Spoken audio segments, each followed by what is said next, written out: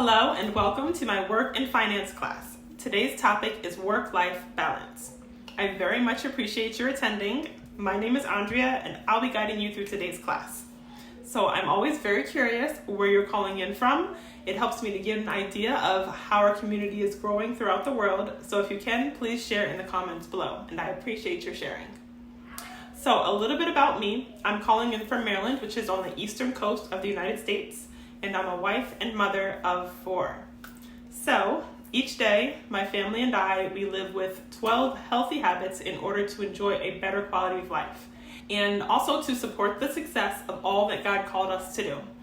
And because these habits have been so transformative to our lives, I make sure that I share guidance on how to both implement and stick with each helpful habit so that we can all live truly thriving lives.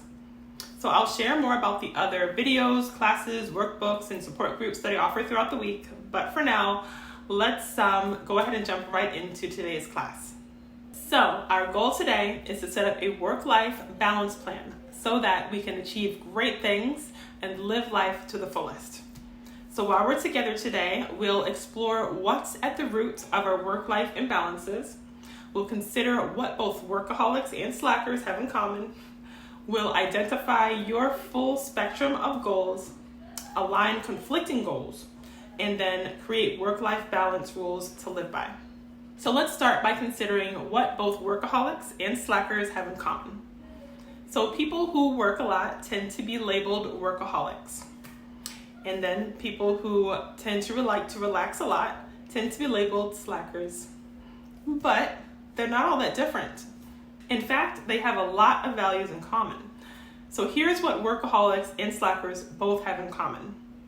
They care.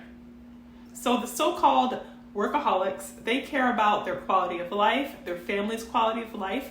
They care about the experiences they'll enjoy, the legacy that they will leave, and they see work as the way to make those things happen that they care about. And then the so-called slackers, they care about their quality of life, their family's quality of life. They care about the experiences that they'll enjoy. They care about their legacy that they'll leave. And they see their personal life as the way to have those things that they care about. So, not all that different after all. Just different methodologies. So let's take a second to identify our full spectrum of goals. So we have various goals. We have work-life goals and we have personal life goals. So let's identify your full spectrum of goals. We're going to go ahead and grab a pen and paper, and we're going to draw a line down the center of the page, right in the middle, from top to bottom. And on the top left, write work life, and on the top right, write personal life. So under work life, write 3 to 5 work-life goals. 3 to 5 work-life goals. And this could be career, entrepreneurship, financial stability, volunteering. And then under personal life, write 3 to 5 main goals. 3 to 5 main personal life goals. And that could be parenting, being a loving spouse, being a close friend. It might be traveling, maybe entertainment. So work-life balance, it's different for everyone. It doesn't always have to be 50-50 in order to feel balanced for you. So let's write a little bit on another sheet of paper to get an idea of what percentage of your time and your life that you'd like to spend with work-life priorities versus personal life priorities. So write, pressure says this amount. Pressure says this amount. And you'll write maybe 50% work life, 50% personal life. It could be whatever you feel like you're pressured to do. Then below that, write, I want this amount. I want this amount. And it might be 10% work life and 90% personal life, or vice versa. It's totally up to you of what you would actually like to see. So now let's take a moment to reflect and to estimate what amount would you need to meet your minimum financial goals and your minimum personal goals. We're going to write that underneath the last 2 percentages that you wrote, and you can write, I'm okay with this amount, because it might be somewhere in the middle. I'm okay with this amount. So maybe they're 30% work life and 70% personal life. And we're gonna label this last one your work-life balance percentage goal. This is the goal that you want to get to. So it's somewhere in between what the world's pressuring you to do, what you really want to do, and what really makes the most sense for you to do. So now that we have our work-life balance percentage goal, let's consider what's at the root of our work-life imbalances. So there are admirable goals on both sides with our work life and our personal life, but when we overextend our time and our efforts, things can be thrown off balance either way. So let's find out what's at the root of our work-life imbalances. So we'll number these 1 through 4. So under your work-life goals list, on that column that has work-life goals, in that column underneath of what you've written already, write the subtitle, Work-Life Imbalance Root. Work-Life Imbalance Root. And then write number 1. Number 1 is going to be, sometimes I spend too much time on work-life goals because blank. Sometimes I spend too much time on work-life goals because blank. And you can fill in the blank later if you don't have something now, that's okay. It might be something like, because I'm great at what I do, or I love what I do. It could be, I'm in the productivity zone. It could be that, I have work metrics to meet, or I have to earn more money, or maybe I want to save more money. So directly under that, write number 2. And number 2 is, sometimes I spend too little time on work-life goals because blank. So sometimes I spend too little time on work-life goals because blank. Maybe there's just not enough hours available. Maybe you don't feel inspired, or maybe you just don't like the job and would rather be doing something else. Now, under your personal life goals list, under that side of the things you wrote earlier, write personal life imbalance root. Personal life imbalance root. And then write number 3. Number 3 is, sometimes I spend too much time on personal life goals because. Sometimes I spend too much time on personal life goals because. And then blank. It's a blank. You fill in the blank. So it could be that family and friends are more important to you.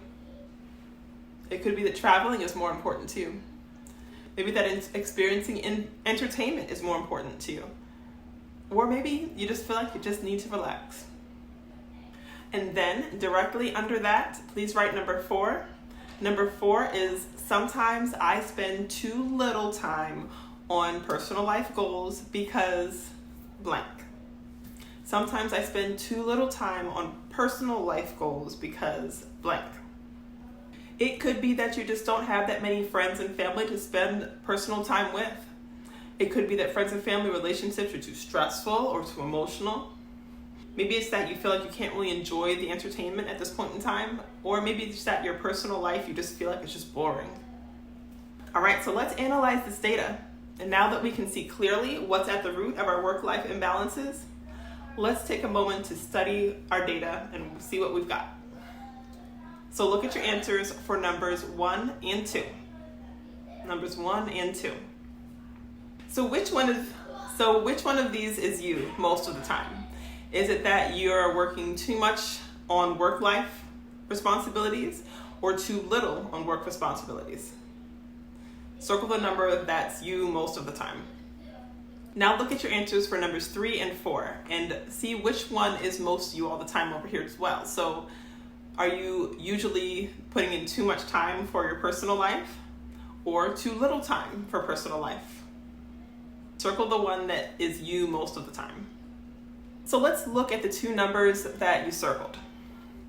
There's a couple of different scenarios. So if you find that work life and personal life are both low priorities, then there's no conflicts, but life can feel a little dry. If work life and personal life are both high priorities, they can absolutely begin to conflict with each other. If work life is a high priority and personal life is a low priority, then work life is free to dominate all of your time. And then if personal life is a high priority and work life is a low priority, then personal life is free to dominate the majority of your time. If it does, then great, you're on the right track. If not, that's okay. We're about to start working on aligning conflicting goals. So here are some ways that you can align conflicting goals. All right, so under everything you've written in that work-life balance column, you want to write work-life rules to live by. Work-life rules to live by. And on the other side, underneath of the personal life column, at the very bottom, under everything you've written so far, write personal life rules to live by. So I'm going to share a few tips with you. If you hear a tip that you think could help you maintain your work-life balance, then add it to your rules list to live by. So in order to reduce the time and effort spent on your work life, try reducing the need to work. A few ways to do this is lowering the expenses so that you can decrease your hours. You can also increase your income if you're able to, so that you can make just as much in way less hours. You can also consider setting stricter work-life time limits, and you can let go of perfectionism, let good enough be enough, so that you can stop and just rest. All right, so if you want to increase the time and effort that you spend on your work life, then try setting aside chunks of time that are allocated to work and nothing else. It's also worth the effort to find or create a career that you truly enjoy. It also even helps to plan personal life goals that will inspire you to want to work harder to make sure that those things are possible. All right, so to reduce the amount of time that you spend on your personal life, try, instead of having your schedule wide open, to designate a few specific days and times to relax, to travel, for quality time, for friends and family, and for free time for yourself. Sticking to only those times, those designated times, and making the most of those hours and those days. To increase the time and effort that you spend on your personal life, try adding a time in your schedule to schedule things to have fun. So you can also plan a certain number of outings for each week. So you have a goal of 3 outings per week, 7 outings per week, whatever it might be, and try to hit that number. You can invite a certain number of people over each month. Put it on the calendar. They're expecting to come over. You have to stop. You have to have fun. You can also enjoy free entertainment. You can mend old relationships if you are in need of more family and friends to interact with during personal time. And you can join groups or even start groups to make new friends. So you may have noticed earlier that I said that my family and I, we live with 12 healthy habits in order to enjoy a better quality of life. So then, work and finance is just one of the 12. We embrace all these healthy habits so that there'll be less bad habits to sabotage our efforts to obey God and more good habits to support our success as we live to do all that Yahweh called us to do. For work and finance, as well as for all 12 healthy habits, I offer guidance via videos, workbooks, classes, and support groups to help you both implement and stick with each habit. Sometimes our work-life balance can also be thrown off by the other habits in our lives, by not having a good meal plan, by not having our fitness together, by not having other holistic health areas in check. So it can be especially helpful for work-life balance to embrace all 12 healthy habits. If you are interested in more guidance with the 12 healthy habits, I'm here to guide you. You can find more details on my website, which is trulythrivinglives.org. All right, so I'd love to know, how did you enjoy today's class and what questions do you have for me? You can let me know in the comments below, or if you'd like, you can save your questions for support group or for coaching.